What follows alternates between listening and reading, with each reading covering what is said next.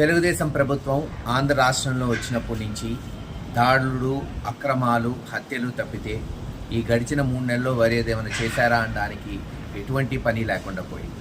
ఈరోజు ఎంత దుర్మార్గం అంటే జోలకల్లు గ్రామం, పిడుగురాళ్ల మండలం, గుర్జాల నియోజకవర్గంలో ఒక దళిత మహిళ, ఎస్సీ మహిళ, పాపం వాళ్ళ నాన్న కోటా రేషన్ బియ్యం కోటా చేసుకునేవాడు 10-15 సంవత్సరాలు. ఆయన చనిపోయిన తర్వాత కూతురికి వచ్చింది.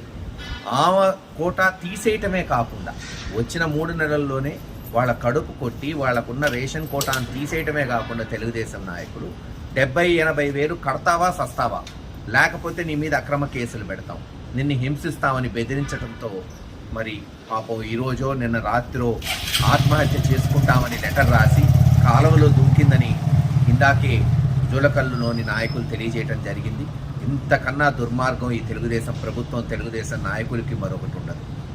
ఆడపడుచుల్ని, మరీ ముఖ్యంగా ఎస్సీ ఎస్టీ వర్గాలకు చెందిన వాళ్ళని ఈ రోజున అనకదొక్కాలి, వాళ్ళ కడుపు కొట్టాలని ఈరోజు వాళ్ళు చేస్తున్న ఈ చర్యలను తీవ్రంగా ఖండిస్తున్నాం.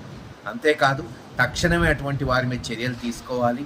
మరి ఆమె కొరకు పోలీసులు గాలిస్తున్నారని తెలుస్తుంది. దేవుడి దయ వల్ల ఆ అమ్మాయి బతకాలని ఆశిస్తున్నాం. రేపు ఖచ్చితంగా జోలకల్లు గ్రామానికి నేను, ఇతర వైఎస్ఆర్సీపీ నాయకులు పోతాం. అక్కడ నిజాలు తెలుసుకుంటాం. తదుపరి చర్యలు ఏముంటాయి కూడా మరి త్వరలోనే తెలియజేస్తామని తెలియజేస్తాం. Please subscribe .news.